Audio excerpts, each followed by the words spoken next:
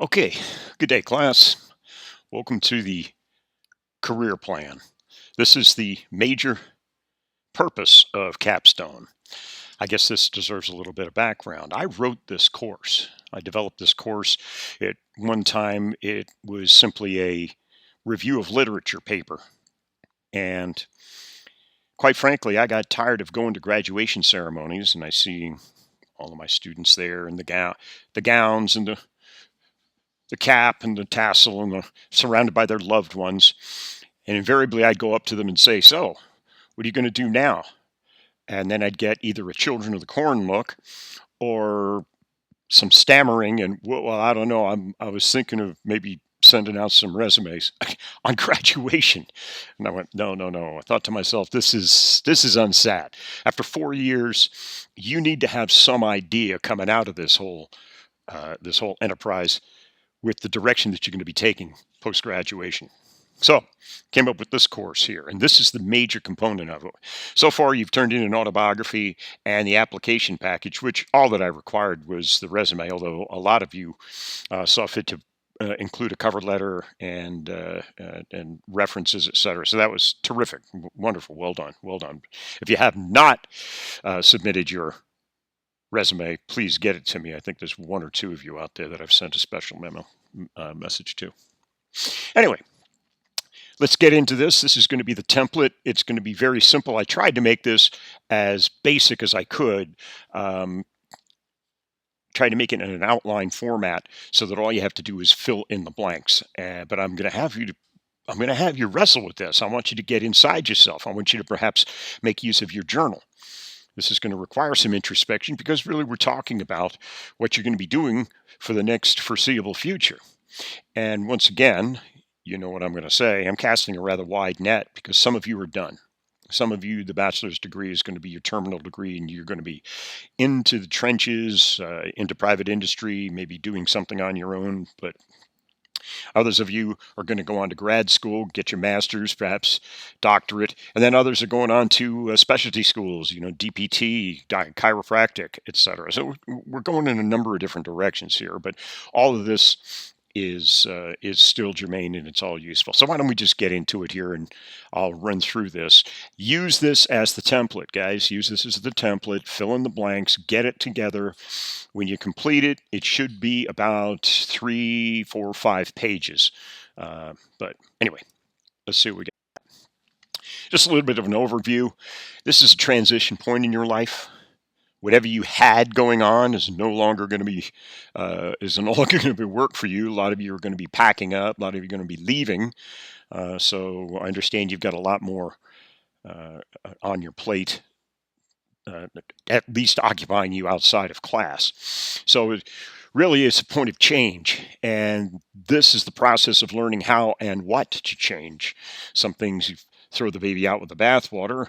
Other times you make incremental changes. Remember the concept of Kaizen. Small incremental changes have a cumulative and summative effect over time. Well, great coaches, and remember how I always refer to you as CTIs, coaches, trainers, and instructors, regardless of whatever path you're going to be taking, medical, paramedical, in the fitness industry, whatever, you're going to be, in one way, shape, or form, a coach, a trainer, or an instructor. So, I always make the distinction between a job, a career, and a professional opportunity. Jobs, well, come on, we've all had them. You've probably got one right now. It's not your life's work. It pays the bills. It gives you a little folding, walking around money. That's it. That's basically all that it does. It certainly doesn't feed the soul. Be careful of the term career. Now, we use the term somewhat lightly here in this course because I'm talking about a career plan. But oftentimes you'll find that a career is nothing more than a job with longevity. You do that same job for long enough, nose to the grindstone, et cetera, day after day after day after day after day. And then you suddenly raise your head and find that you've been doing the same job for 12 years. Wasn't your intention, but it's just the way that things turned out because, frankly, my dear, you weren't paying attention. But anyway, career, that's a little bit more long-lived. What you're all looking for ideally is a professional opportunity, something that can offer you growth, challenge, and opportunity for going places beyond where you find yourself today. And remember, here, it's not what you know and it's not who you know. It's who knows you. That concept, if you always content yourself with never taking a risk, no one will ever remember your name. And you'll just go through a nameless, pointless existence, and that's no way to live. So it's not what you know and it's not who you know. Of course it is, but it's who knows you. And this, we're going to get into that. We touched on it last lecture with the networking, but it was a brief little just a brief little mention. All right, so what is the template? What is the outline? Here it is. I want you to address all 6 of these: who, what, when, where, how, and why. We're going to address each one of these in time. So let's just write it down: who, what, when, where, how, and why. I want you to develop a plan A, and that's the detailed plan. And then I want you to have a fallback position, a plan B. And that can be nothing more than 2 or 3 sentences. Just tell me what would happen if this doesn't come to fruition. If you don't get into DPT, if you don't get into chiropractic school, if you don't get into the grad program, if you don't get that job, what's your next step? What's your fallback position? All right, let's talk about who. Well, who are we talking about? Well, we're talking about you, but the who's that are involved in getting you to where you want to be, we're right back to networking. In other words, who knows you? How often and how much do you put yourself out there?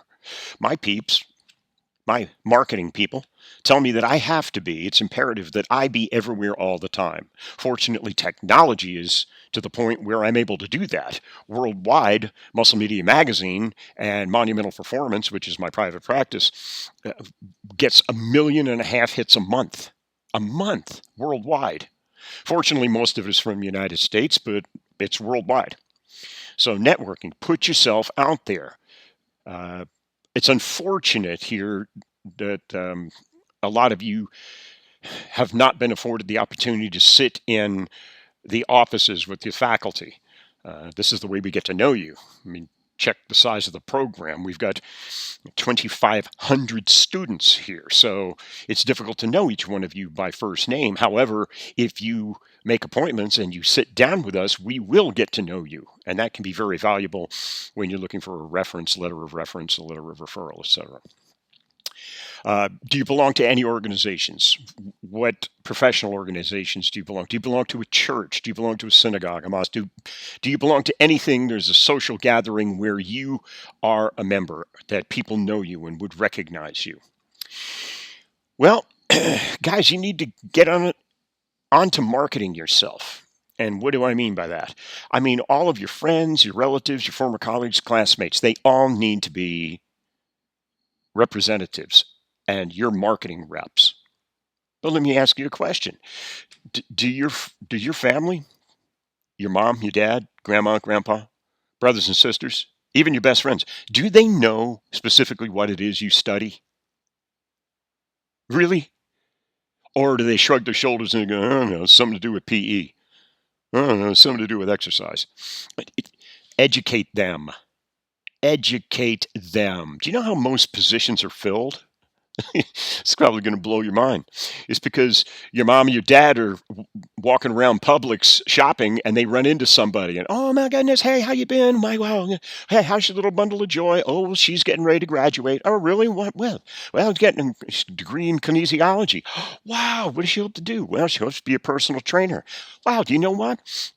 So and so just bought that gym, that World's Gym. So blah blah blah blah. Boom. Next thing you know, there you are. You're the general manager. That's the way it happens. You never know. The point is, your friends, your relatives, your former colleagues, and your classmates, make them part of your referral resource in your referral circle.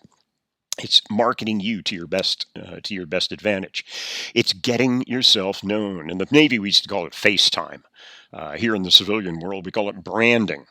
Branding, little things, little quirky things that people remember about you. We did a little bit of an unofficial branding exercise with me. And the thing that came up was people remembered 3 things more than anything. Never mind my excitement, my passion, my dynamism, yada, yada, yada, yada. No, they remember my earring, my cheesy mustache, and my voice. That's the three things they remember. Boom, boom, boom. And people will recognize my voice. Apparently, my voice is somewhat unique, but that is my brand. And so is my cheesy mustache. I always keep that thing, and I've had it for as long as I can remember. So that's the who. Take care of that. Address each one of these and put your thinking cap on and see how many people you can think of could represent you. So then we shift gears and we go to what. And this involves you trying to wade through a process of inclusion and exclusion of exactly what the capacity or position it is you're going for. Do you want to be a specialist or a generalist? And this really speaks to your temperament or your personality. And you know you pretty well. Do you want to be extraordinarily gifted and extraordinarily talented in one thing? Or are you pretty damn good at most everything you do and you could be a generalist? Myself, because of my ADHD, I'm a generalist. My parents raised me, I don't know if this means anything to you, but they raised me in a Renaissance mold where I go out and I'm intensely curious about a great many things. So I'm not really especially talented in any one thing, but I'm pretty damn good at virtually everything I do. So you'd have to make that determination for yourself. Which would you be happiest with?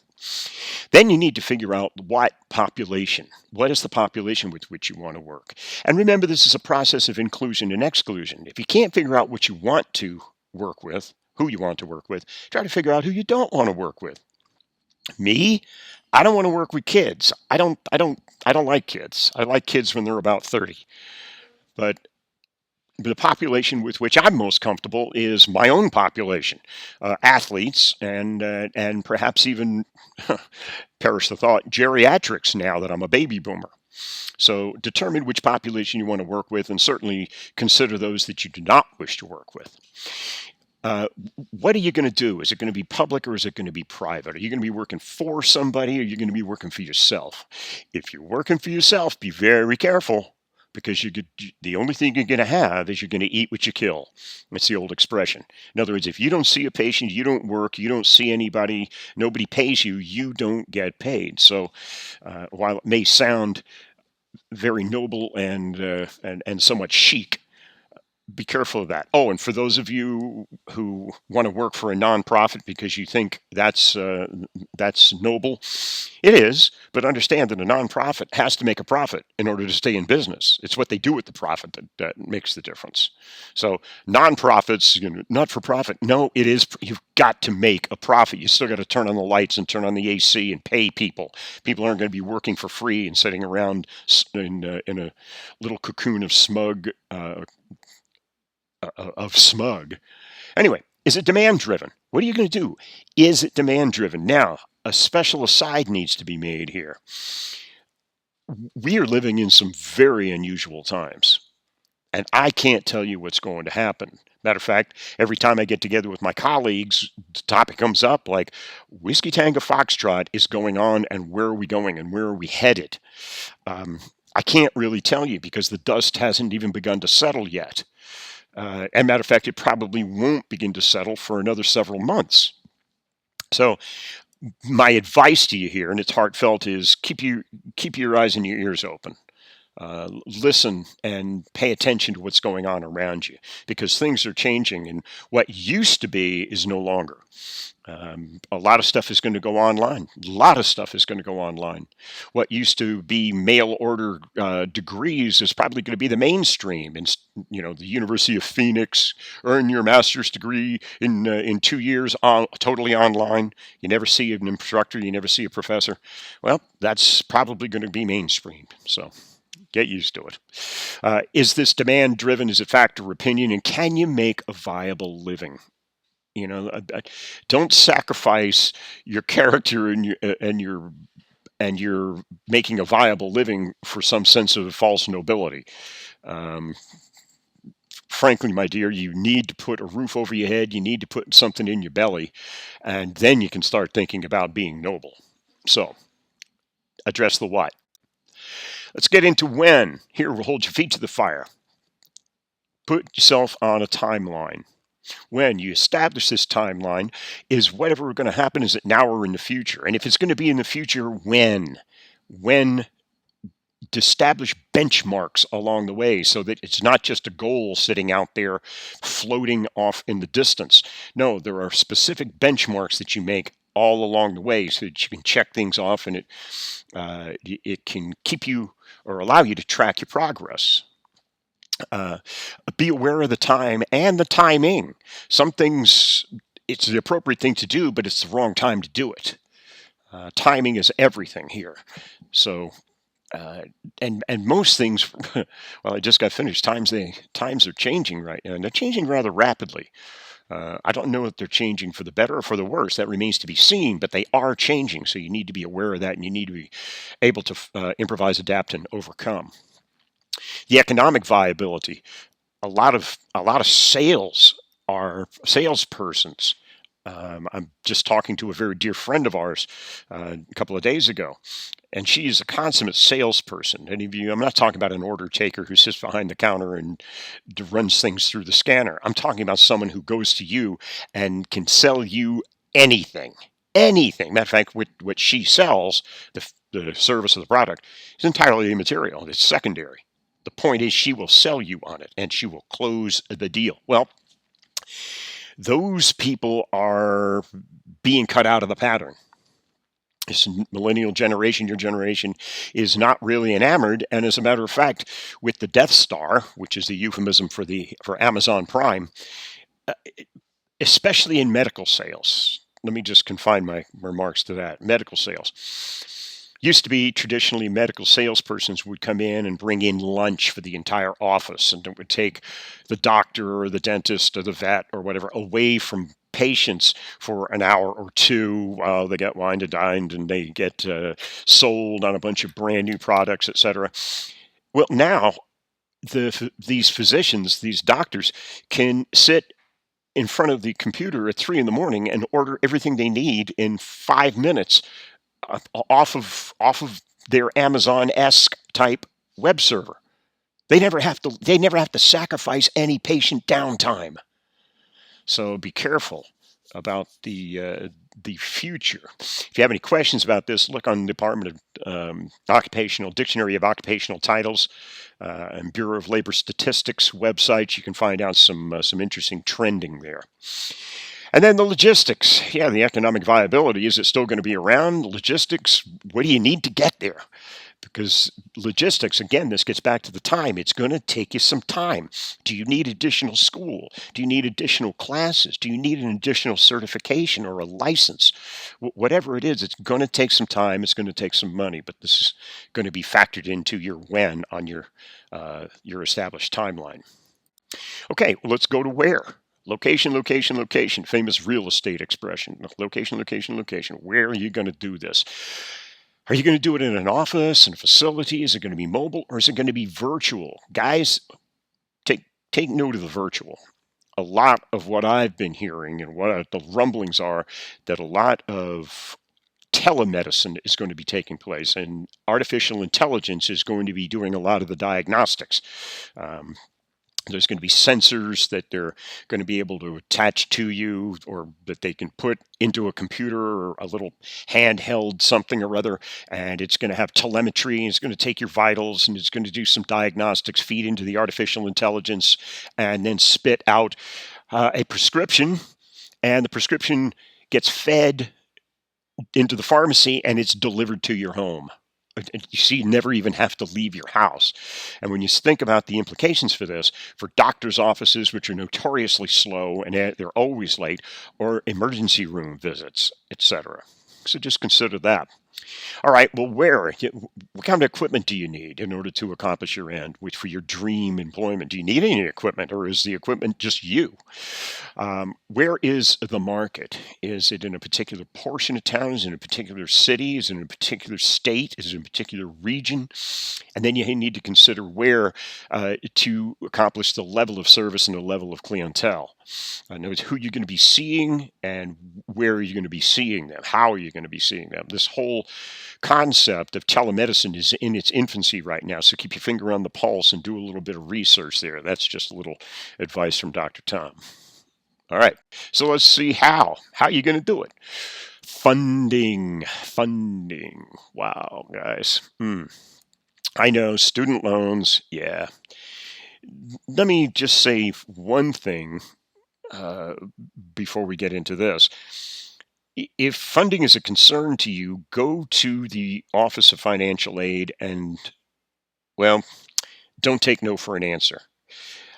I have some contacts, or have had some contacts over there in the financial aid office, and they tell me all the time that dozens and dozens and dozens of scholarships and are just sitting. They don't even get applied for, and they go unused, and then they just roll over. And a lot of it is because the people you're seeing up front are just, student assistants. No disrespect intended, but they don't know the intricacies of what they've got and what they represent. Um, so go over to the financial aid office and be a pain in the backside. Be a nag. Don't take no for an answer. Ask probing questions. Continually go back and be a face. There again, this is who knows you. Be a face that they're used to seeing. How do you need additional education? We just talked about this. Does the education require certification, additional certifications? We've already had our discussions about that. ACSM, NSCA, and NASM and ACSM. Pardon me. All of those. Those are the big three. Those are the ones to go for. But there are additional certifications beyond that. Licensure, you probably won't have to worry about that unless you get up into the D ranks. I'm a licensed mental health counselor. I'm a licensed LMHC, yeah. So I'm a licensed psychotherapist. But believe me, when you get into licensure, if you do when you're a DPT or a DC or anything like this, anything with a D behind you, you're probably going to be licensed, and that involves an entirely different level of scrutiny from the government and the Department of Professional Regs. So anyway, what about the market? Does the market exist? And the market is changing. I remember my wife and I were talking about this, about how I laughed at those shopping services, for groceries.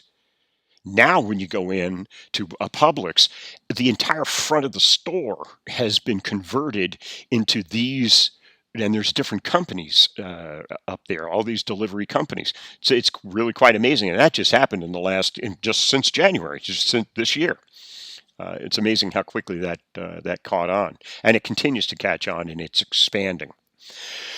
Face validity and street cred. Yeah, well, that's your reputation, guys. Don't do anything to compromise that. One last thing here, just as a parting shot, as the hows, is liability and insurance. If you're going to be getting into medicine, paramedicine, if you're going to be a trainer or coach, you might want to consider malpractice insurance. Matter of fact, in a lot of places it's required. Now, good news on that: if you belong to a professional organization, ACSM, NSCA, or NASM, they have special insurance that's dedicated for their certificate holders. So go ahead and be sure to explore that. I've been in practice since 1986. So that's 34 years, and I've had malpractice insurance the whole time. And fortunately, knock on wood, I've never had a charge or a challenge or anybody complain. But it's always nice to have. So do consider that as something to take very, very seriously. And then why? Separate the need from the want. What do you need and what do you want? This is particularly evident for those of you who are going to be moving out of, maybe in state, maybe back home, maybe out of state. You're going to move somewhere completely different. You need to understand what you need and what you want.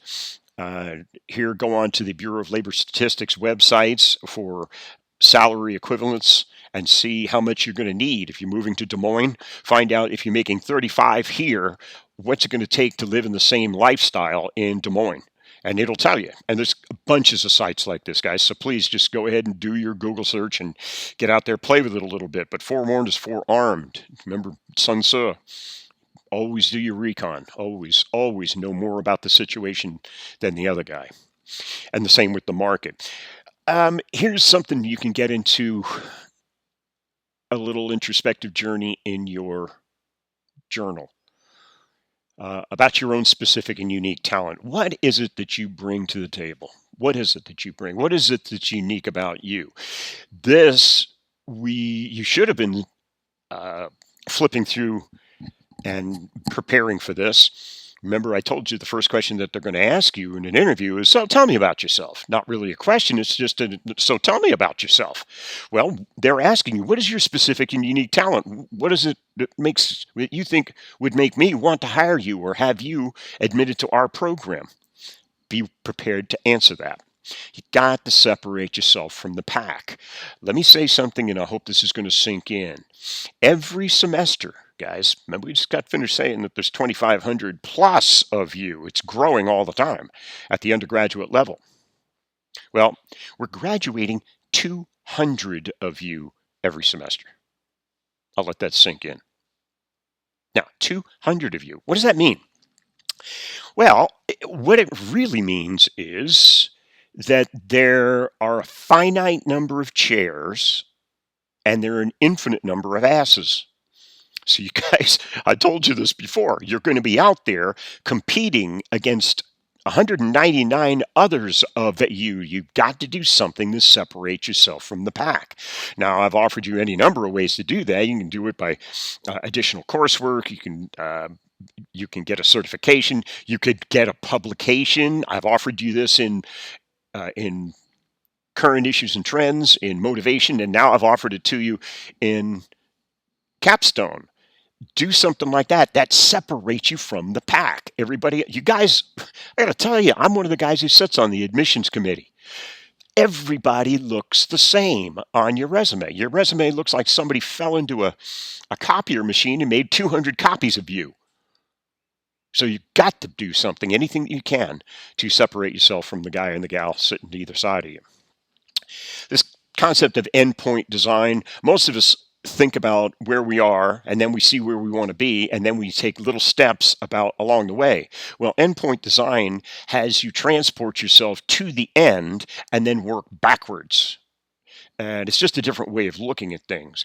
It's kind of like my golfers. When I have them go to where they're playing a tournament, I have them go the day before. And after the last foursome clears the 18th green, I have them go out there with a ball and a scorecard, because the scorecard is going to have little diagrams of the way that the hole is laid out. And I have them walk the course backwards. I have them walk it backwards so that they see things that they are not used to seeing or they wouldn't see if they were walking it forwards. And there's all kinds of hidden stuff. You're going to learn quite a bit with endpoint design. Ultimately, we should all be familiar with this. Measure, assess, and evaluate. That's quantify, qualify, and then evaluate. There. So it's just the way that we do things, and it should be second nature to all of us as kinesiologists. So who benefits from this? Well, you, obviously, hopefully. But if you make a viable career plan, spend some time on this. You know what this is really going to do more than anything? Yes, it's going to help you. It's going to help you plan. Might actually give you the benchmarks that you need to check it off as you're moving towards your degree, towards your goal, towards your ultimate end. It's going to answer the question from your grandma when she pinches your cheek at graduation. They're going to come out around you, surround you with all the love and say, wow, so what are you going to do now? You don't want to sit there and hum and haw and hum and haw. No, you're going to be prepared for this. You go, wow, Grandma, it's interesting you should ask, because boom, I intend to boom, boom, boom, chapter and verse. Bingo, hello. Well, you're going to work in your chosen profession, although it's interesting. I was reading an article about a year ago, must have been a little bit more than a year ago. Anyway, it was about college graduates and about how few. Do you know that almost 2/3, at least in this one survey, and this was about 2 years ago, 2/3 of college graduates never work in their field of major. They never do. They find a position somewhere else. The degree itself was just kind of I'd like to, but wow, here I am in a bookstore, and now I got the job when I was a freshman, and now I'm a senior getting ready to graduate, and I'm the manager. So what are you going to do? Quit that and then start out at $15 an hour? No, no, you're going to stick with this and probably go on. And there again, this is the jobs versus career versus professional opportunity. Keep your eyes open on this. Remember that you selected a career helping others. We're in a service industry, but you also need to provide for yourself and your family. So you got to balance. You're walking a thin line. You're walking a tight line between the two. Altruism is one thing, but also taking care of business and taking care of yourself is also vitally important. Um, your income versus your career, hopefully it's going to continue to improve and increase. It's up to you to make yourself invaluable. You're so valuable that you're invaluable. So anyway, well, who else benefits? Hopefully everybody that meets you, and you're going to be known by something. I told you this um, back in motivation. You're already known for something. My suggestion is, if you want to be known for something, make it being known for something beneficial and something good, and it involves a certain give and take. Well, um, if for whatever reason you still find yourself undecided, don't panic. Don't panic. I know, because I've read some of your emails.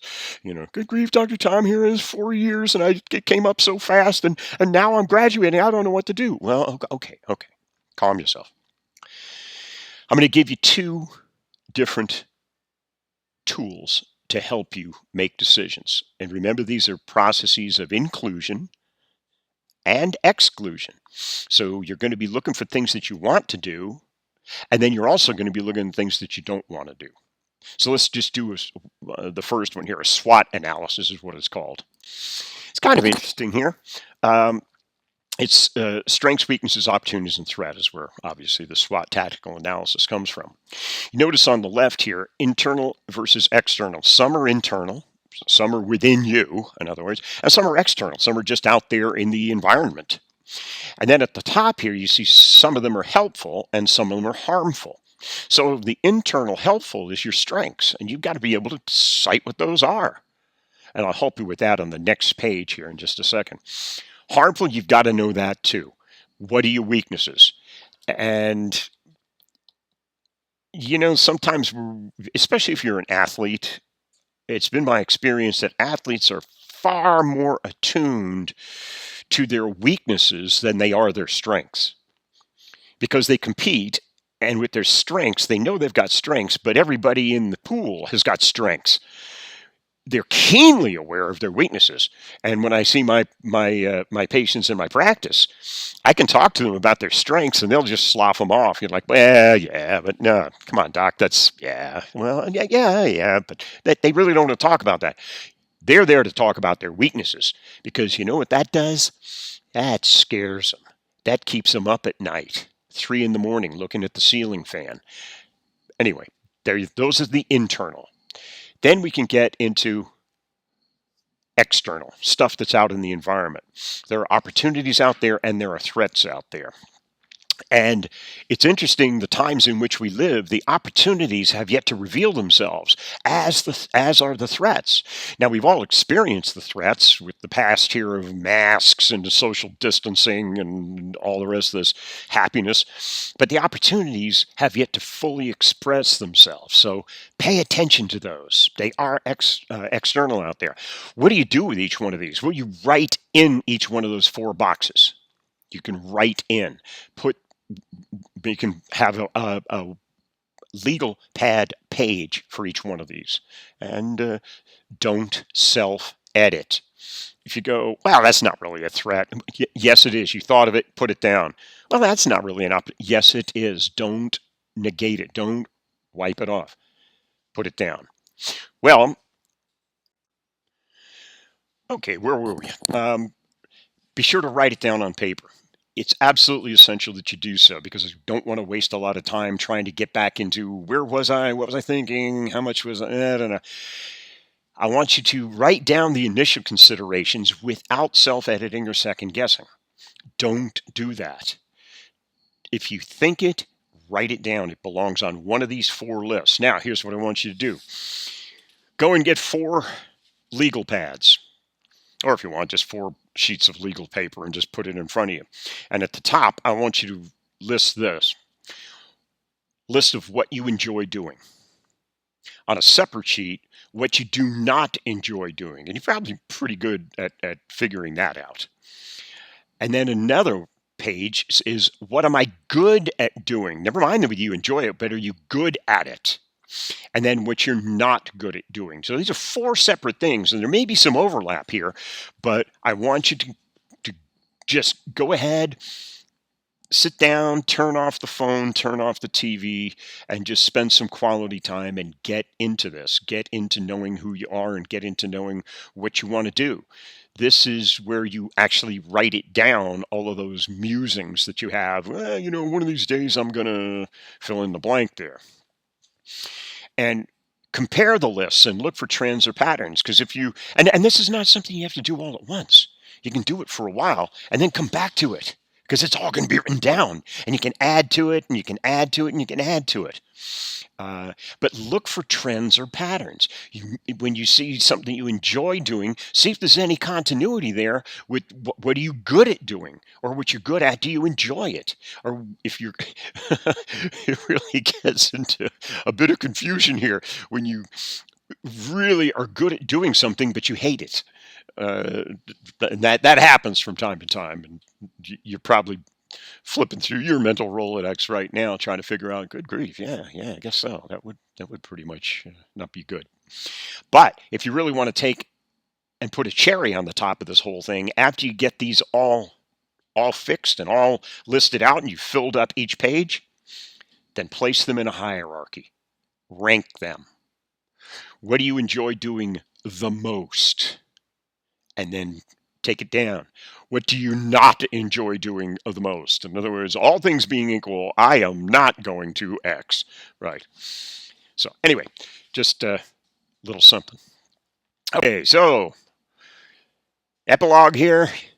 As a trainer or coach or an instructor, what are you really selling here? The objective, rational, quantitative benefits. Remember, as a kinesiologist, you want to go quantitative to qualitative. So you go measure to assess, and then you evaluate. So, and the objective, rational, quantitative stuff, that's improved fitness, improved performance in terms of faster times, higher weights, higher lean body mass, et cetera, et cetera, et cetera. And then there's the subjective and emotional stuff. And I'm telling you,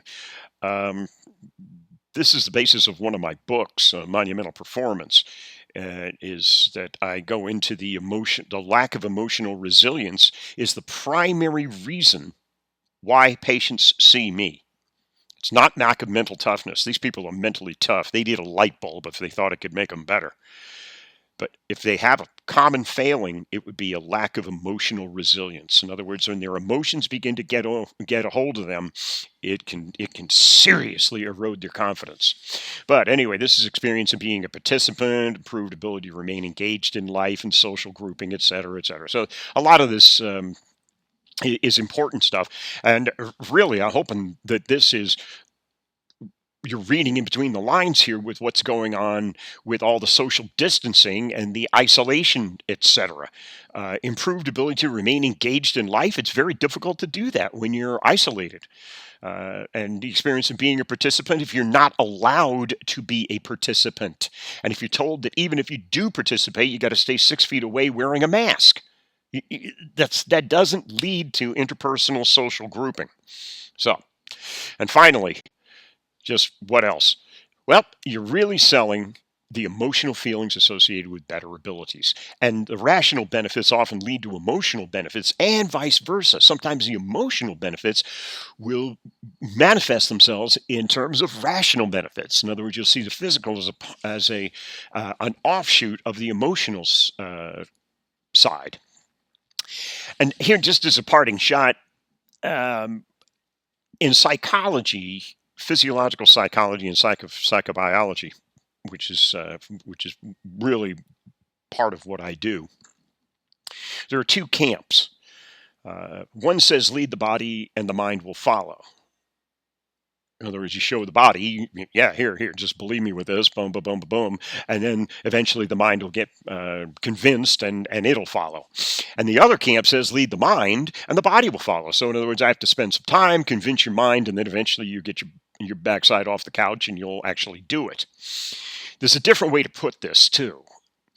Um, Lead the body and the mind will follow. When you see it, then you will believe it. Lead the mind and the body will follow. When you believe it, then you will see it. Now I'll kind of leave you with that one. You can go back and try to play with that a little bit. And there's no right or wrong here. I've heard very effective arguments made in support of either position, but I just thought I'd toss that in there for your own just for your own entertainment and information. Ultimately, guys, you're selling yourself and you're selling some changes. So get out there and rock and roll. I look forward to reading your career plans. Put some time into this. It's going to be due in 2 weeks. And then we'll take the finals, and then it'll be the big kiss goodbye. But put some time and effort into this. Believe me, you're worth it, especially if for no other reason than to answer the questions that you will get on graduation day. Yep. Remember, so tell me about yourself. You're going to get, so what are you going to do now? Have an answer for it. All right, guys.